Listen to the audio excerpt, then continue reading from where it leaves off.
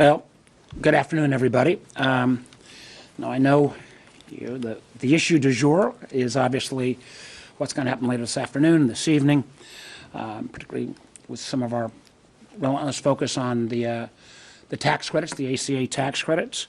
But what we're here to talk about today is actually an additional front on what seems to be a uniform and united attack from President Trump, his administration, and congressional Republicans to cut back on the affordability and availability of Americans' health care. I've seen it in my state, in the reactions to the big awful bill, where we have hospital systems literally shutting down rural health care clinics already. Not in the future, not imaginary, but directly attributing it to the consequences of the big awful bill. We've seen it on the efforts to gut outreach efforts, to gut enrollment assistance. And, we obviously are now further debating the absolute disaster that's going to roll out at the end of this year with the expiration of the premium tax credits.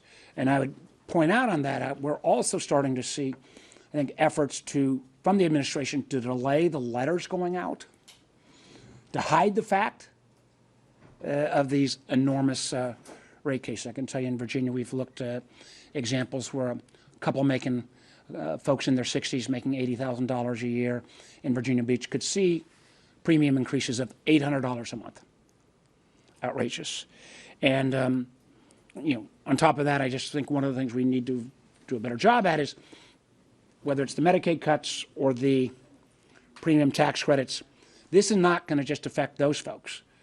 You add this many folks to the uninsured pools, and spent a lot of time on this as a former governor, it is going to drive up rates for everyone.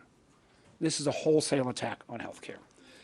The issue Senator Wyden and I are going to talk about today is actually a rule that came out from the Trump administration in June. And certain entities have brought it to court. There was some restraining order put today, but it is going to be devastating. The so-called Trump administration, or the Trump's administration's so-called marketplace integrity and affordability rule that came out in June, I can assure you, is anything but. This rule will actually throw up more bureaucratic barriers, add more paperwork costs, and keep families from staying insured. What I want to cite before I turn it over to Ron is, don't take my word for it, please. Do not take my word for it on these charges and these claims. Look at what the Trump administration itself has said about the rule. According to CMS, this rule would raise premiums for working families by about $3 billion a year. Millions of Americans would see their premiums and out-of-pocket costs rise literally on an individual basis by hundreds of dollars. And up to 1.8 million additional folks could lose their coverage. Now, that's not from the Senate Finance Committee. That's not from me. That's from the administration's own estimates. For example, one of the bureaucratic hurdles they're putting in place with this new rule would add more than 15 million hours of red tape and paperwork, both for folks who are doing the enrollment, and a state like mine sometimes comes into the local government, but also obviously from the families that are trying to re-enroll. It would put additional charges on place and would put just a lot of bureaucratic barriers. That's why Senator Wyden and I and more than 40 of our Democratic colleagues are introducing this Congressional Review Act. And we will be bringing it up over the next few weeks, regardless of how the current debate goes. But our CRA amendment, and we've heard from my Republican colleagues concerned about this, but it would reduce premium and out-of-pocket costs. It would lower the annual out-of-pocket limits by up to $900 for families with ACA or employer coverage. It would eliminate the new re-enrollment fee, and it would, at the end of the day, just continue to provide the access. It has taken us a long time to get where we are on the ACA. There's always areas to improve, but to kind of put these bureaucratic hurdles in place, and that's before you even talk about the Medicaid cuts, or even before you talk about the premium tax credit expiration, is evidence that, this administration is dramatically trying to cut back on Americans' health care coverage and drive up their costs. It's a pretty simple argument, and we'll have an opportunity to present that to our colleagues over the coming weeks. With that, I'll turn it over to Finance Committee Leader, Ron Wyden. Thank you, Senator Warner, and everybody should know that Senator Warner has been the leader on this issue, and it is a particularly important one. To feed and satisfy the billionaire appetite for tax breaks, it wasn't enough for Republicans to gut almost $1 trillion from the Medicaid program. So now, Republicans are jacking up premiums that Americans pay for health care. At the same time, behind the scenes, and Senator Warner and I have really focused on this because we want to squeeze the inefficiencies out of American health care. Donald Trump and Dr. Oz have been using smoke and mirrors to kick eligible Americans off their health coverage, raise costs, and inflict an extraordinary array of bureaucratic hoops and hurdles and absurdities in the process. The agency that oversees the Affordable Care Act, the Centers for Medicare and Medicaid Services, has proposed changes to how the American people would sign up for health care. And this is something I've focused on since my days as co-director of the Oregon Gray Panthers, because you can always get a sense of people's motives about whether they're interested in having something that works and streamlining the bureaucratic red tape, or go ahead with even more, which is what the Republicans did in the big budget bill. Now, specifically what they do, and Senator Warner touched on this, they increase out-of-pocket limits, create new fees, and generally import the worst tactics, the very worst tactics, from the for-profit health insurance companies. By the Trump administration's estimates, the changes will result in 1.8 million Americans losing their health care next year, and the hours and hours of unnecessary paperwork is going to take a huge toll, and we continue to see analysis indicating that it's greater than people think. So that's why Senator Warner and I are taking action on this very specific lane, and understand this is not what the debate is going on for the next 11 hours, and hopefully going to result in something that helps people. This is a separate matter. Senator Warner's proposal is going to allow Democrats to force a vote on the harmful changes that the two of us are talking about, and give Republicans a chance to go on record as wanting to join us in the future to do the right thing. Under the Congressional Review Act, we're going to be able to demonstrate that as American health care is at a crisis point, the two of us want to do something constructive when we're facing the largest cut in Medicaid history. So repealing arbitrary, misguided bureaucratic proposals would mark an important first step to getting things back on track. And two United States senators who on the Finance Committee have made it a special focus, and something I've felt strongly about since my early Gray Panther days, of streamlining the system, making it less bureaucratic. We want to use the Congressional Review Act to tackle those issues. And Senator Warner, thank you for your leadership. And one of the advantages of seniority is give him the difficult questions, give me anything softball. But we're happy to take your questions. Thank you. Yep. Thank you so much. Regarding the looming shutdown, it sounds to me like Democrats are sort of insisting on COVID-era handouts when obviously COVID is long gone. How is that a defensible position, and why is free health care for illegal aliens seemingly the hill you guys are willing to die on? One, the premise of your question is factually wrong, and I would urge you to actually look at the law which prohibits any undocumented person from receiving any kind of health care benefits. That is the law. If the Trump administration is not enforcing the law, then I would ask the president. And I also say the president has made repeatedly clear, and this I don't know, I often agree with Donald Trump, but on this one he's 100% right when he said repeatedly, years back when he was not in office, you know, if you got a government shutdown, it's the president's job to resolve that. Well, you got a president of the United States, you got a Republican-controlled House, you got a Republican-controlled Senate. Let's get this fixed. Nobody wants a shutdown. And the fact of the matter is, the idea that you can punt on this question when people are going to start getting their health care increases documented this month in most states. Some are looking like they're trying to hide the ball and push it back. And then they have to sign up next month. That is not an issue that you can punt on. Our Republicans, I think many of them will concur with that. And they'll have a chance. Let's meet us halfway and get this done. And remember, here's the programs, all the big programs undocumented immigrants are ineligible for. We're talking about Medicaid, we're talking about Medicare, we're talking about the Children's Health Insurance Program, and no Democratic budget proposal has acted to make those programs different and, in effect, make undocumented people eligible. And the reality is this is being used as a diversion because the real issue is cutting people's premiums. And we want to work with people because that's what Americans are talking about. So you make these arguments about fantasies in terms of medical policy, and on all the big programs, Medicaid, Medicare, and Children's Health, undocumented individuals are ineligible. Yes, ma'am. Trump said this morning he may do, quote, a lot of firings of federal workers if the government were to shut down. Roosevelt has made a similar threat.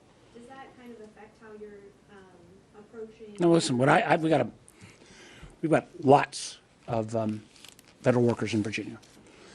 What I hear from federal workers is they've been on a slow shutdown firing since the beginning of this administration. They want us to push back.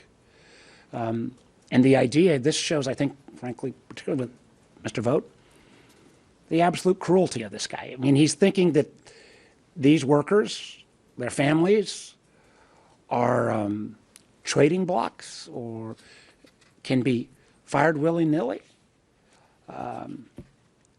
We remember this is, I guess, none of this is totally unexpected since in Project 2025 and repeatedly talked about terrorizing the federal workforce. That he's been effective on. I think we can keep the government open and not raise health care costs.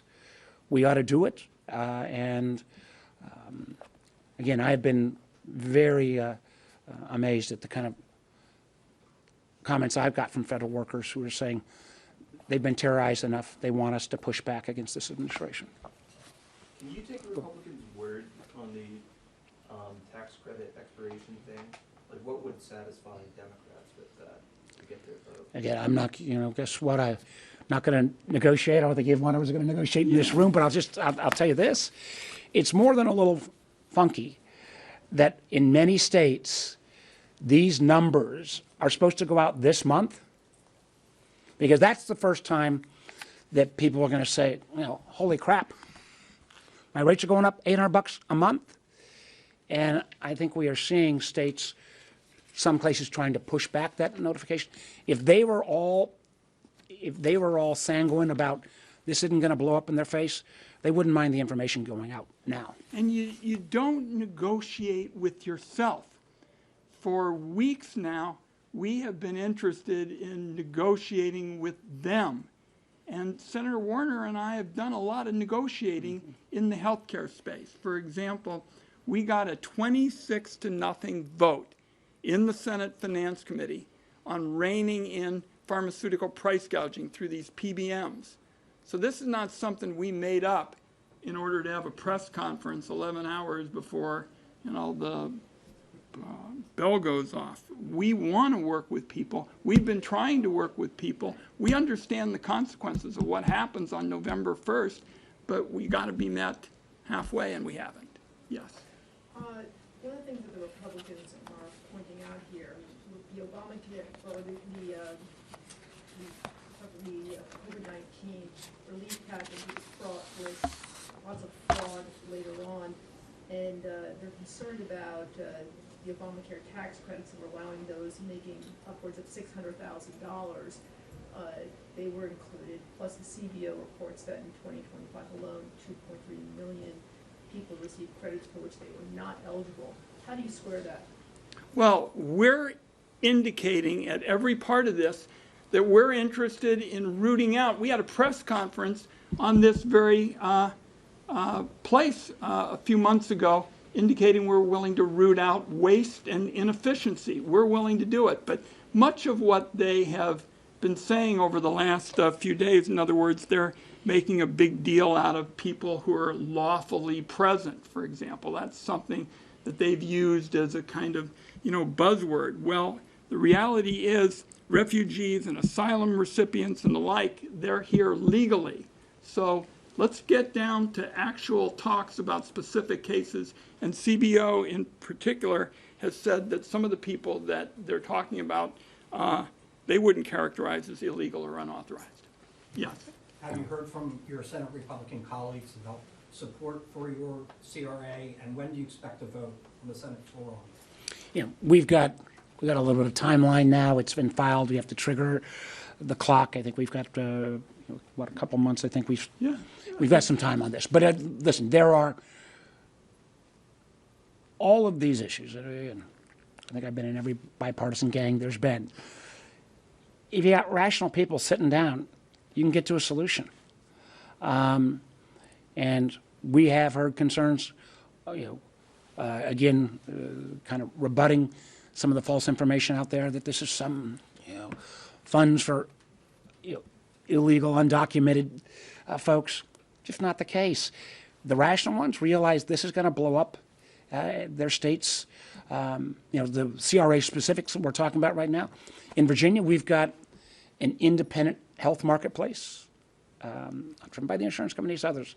They are solidly on record against this rule change from June. So I think that indicates. Yes, ma'am. Regarding rural healthcare, how do you think the Rural Health Transformation Fund is going to impact? You're talking about Google? Rural healthcare? Rural. Rural, okay. Yeah, well, listen, I can tell you, in Virginia, we have had announcement already of 3 rural clinics closing due to the awful bill.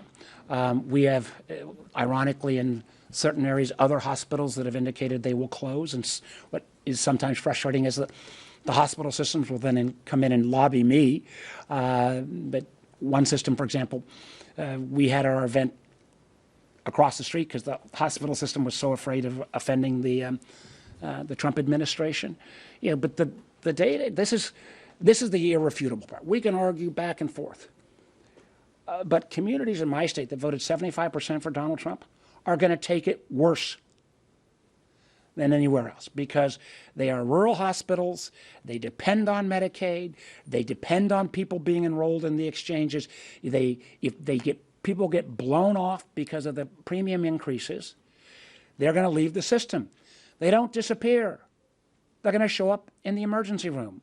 It will break the bank, and we will see, in my state, at least 6 rural hospitals have been estimated to close. And the irony of this is that these were the communities that frankly, I think voted for Trump because they wanted to lower costs. Well, we've not seen groceries gone down. We've not seen inflation go down. And sure as heck are seeing healthcare costs skyrocket. I just had a series of town hall meetings in rural Oregon in communities where Donald Trump won by more than 70%. They know that a healthcare wrecking ball is coming right at them. They're seeing it already in terms of workforce issues. I think we're going to have more maternity deserts in this country as a result of this. We're already having trouble funding these crucial kind of programs. You can't have rural life without rural health care, but we are headed in that direction. Yeah, just one quick thing. Senator Wyden, and I've also worked on this issue. I can't speak to Oregon, I can speak to Virginia. We got wide swaths of our state where you got no OBGYN services at all.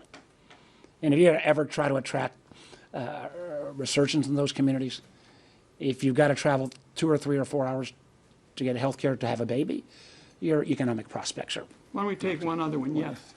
So it doesn't seem like your Republican counterparts are signing on to a permanent extension of the ACA tax credits, but is there room that either of you see on, something in the middle, changing the income level limits or a shorter extension than permanent? I'll just say, been around long, there's enough here, Senator Wyden even long.